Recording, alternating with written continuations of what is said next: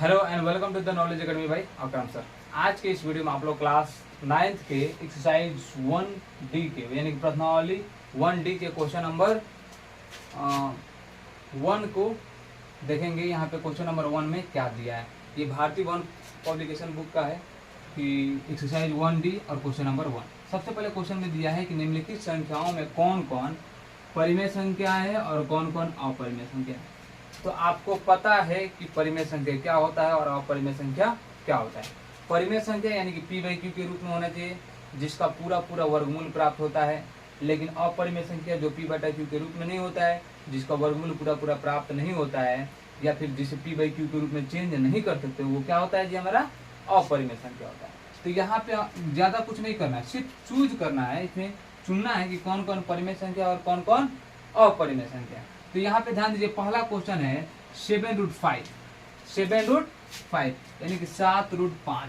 7√5 में यहाँ पे ध्यान दीजिए, ये जो है वो परिमेय है कि अपरिमेय संख्या है। देखिए किसी भी रूट वाला का वैल्यू अगर मान लीजिए √5 है तो 5√5 का जो वर्गमूल है वो पूरा प्राप्त नहीं होता है, तो ये क्या है जी, एक अपरिमेय संख्या है। और अपरिमेय संख्या के साथ कोई जुड़ा हो, प्लस में हो या फिर माइनस में हो या फिर इसके साथ क्या हो, मल्टीपल में हो, तो क्या होता है जी, अपरिमेय संख्या ही होता है। यानी कि रूट वाला नंबर, ऐसा नंबर जिसका वर्गमूल पूरा प्राप्त नहीं होता है, उसके साथ कोई नंबर ऐड हो, सब्ट्रैक्ट हो यानी कि जोड़ में हो या फिर घटाव में हो या फिर गुणा में हो, वो क्या होता है जी, टोटल हमारा अपरिमेय संख्या ही होता है। तो यहाँ पे क्या है जी, √5 जो है ऑलरेडी अपरिमेय संख्या है, इसके साथ कोई नंबर जुड़ा हुआ है, मल्टीपल में है, तो ये टोटल हमारा क्या होगा जी, अपरिमेय संख्या ही होगा। चलिए आगे, सेम टू सेम वही क्वेश्चन अपरिमेय। देखिए √3 जो है वो क्या है, अपरिमेय संख्या, क्योंकि √3 का वर्गमूल पूरा प्राप्त नहीं होता, 1.73 डॉट होता है, तो यानी कि इसका पूरा वर्गमूल प्राप्त नहीं होता है, तो ये अपरिमेय संख्या।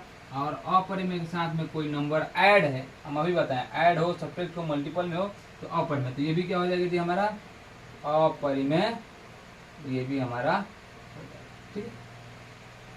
यहाँ पे दिया √2 आप प्लस में 21, पहले हो या फिर बाद में हो, √2 अपरिमेय है, 21 जो है वो परिमेय है। तो जब कोई अपरिमेय साथ कोई परिमेय संख्या ऐड होता है, सब्ट्रैक्ट होता है, मल्टीपल होता है, तो वो भी क्या होता है जी, हमारा अपरिमेय संख्या होता है, ठीक है।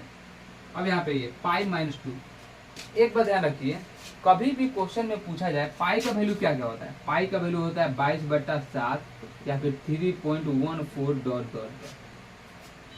तो अगर आपसे क्वेश्चन में पूछा जाए 22/7, तो ये क्या होगा जी, आप लोग परिमेय संख्या में टिक लगाइएगा, क्या होगा, परिमेय संख्या होगा। लेकिन कभी भी अगर सिर्फ पाई दिया रहे, पाई का वैल्यू क्या होगा आपका 3.14 ... इसका मतलब होता है वो अपरिमेय संख्या है, और अपरिमेय संख्या में से 2 माइनस किया जा रहा है, तब भी ये क्या होगा जी, अपरिमेय संख्या ही होगा। और ये अपरिमेय संख्या क्यों है जी, क्योंकि इसे p/q के रूप में चेंज नहीं कर सकते हैं, इसलिए ये क्या है जी, अपरिमेय संख्या हो गया।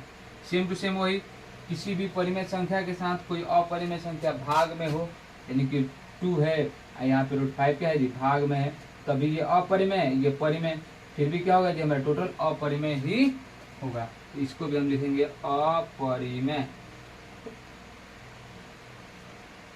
सेम टू सेम फिर 2 इंटू पाई का वैल्यू 3.14 ... मल्टीपल करेंगे तो क्या होगा, यही डॉट फिर आएगा, तो इसको भी हम क्या करेंगे, परिमेय संख्या में चेंज नहीं कर पाएंगे, तो ये भी हमारा क्या होगा जी, अपरिमेय ही हमारा ये भी हो जाएगा। क्वेश्चन नंबर 1 2 3 4 5 6 ये सब क्या है जी, अपरिमेय संख्या।